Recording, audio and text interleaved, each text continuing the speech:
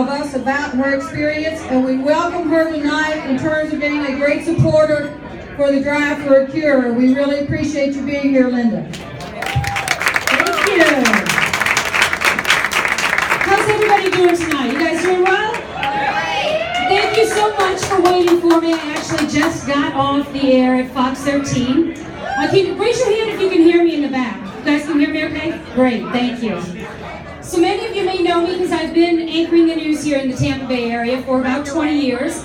Most recently, I am anchoring at Fox 13. I anchor the noon news and the 5 o'clock news. But I've been in this market for about 20 years.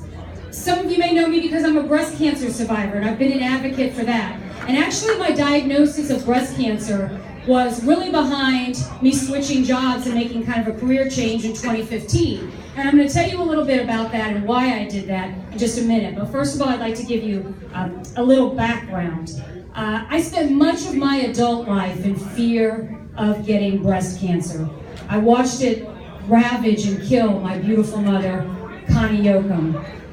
And I share her name publicly because it's important to me that she is not just a statistic, because I honor her fight against this awful killer. And I learned a lot from my mom's battle with cancer.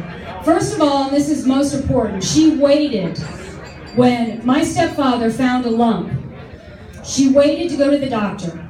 And then when the doctor told her, I don't think it's anything, she took his word for it, because denial was kind of an easier thing for her to do. And I knew nothing about it. It's a killer, denial. And if you take one thing away from what I talked to you about tonight, I hope that you guys will take that away. So by the time my mom went to the doctor to get this lump checked out, the cancer had spread.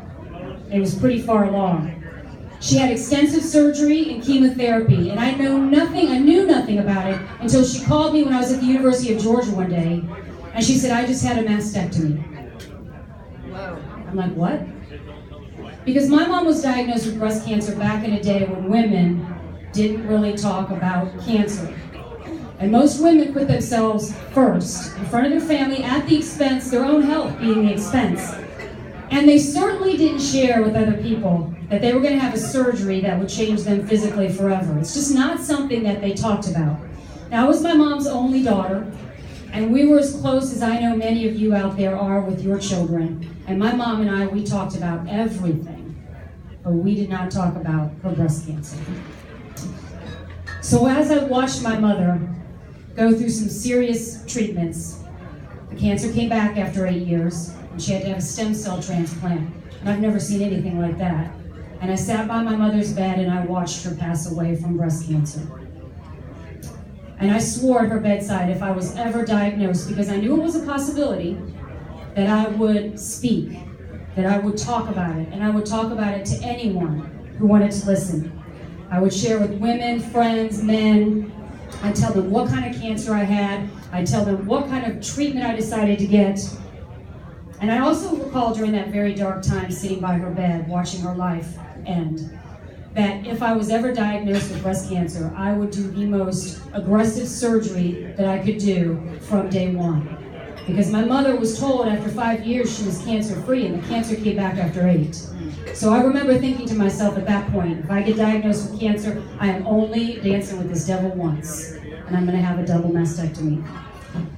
So when I was diagnosed in 2011 with early-stage breast cancer, I bet you guys can all imagine how I feel. I mean, it's so easy to talk the talk. Oh yeah, this is what I'm going to do. Totally different to walk the walk. But it is what I did. I had a double mastectomy, the most aggressive surgery that I could do. And I immediately became an advocate for other women, even when I was going through that treatment. And I went through it publicly. I decided to go public with it because of the promise I had made, sitting by my mother's bedside, that I would talk about it. But also because I was a health reporter at the time for ABC Action News. And I can't tell you how many people I convinced to share the details of their health crisis with me. And if I didn't share with them, I thought, boy, that just would make me the biggest hypocrite. I also got diagnosed in October. And if any of you know what October is, it's Breast Cancer Awareness Month. So that's why I decided to go public.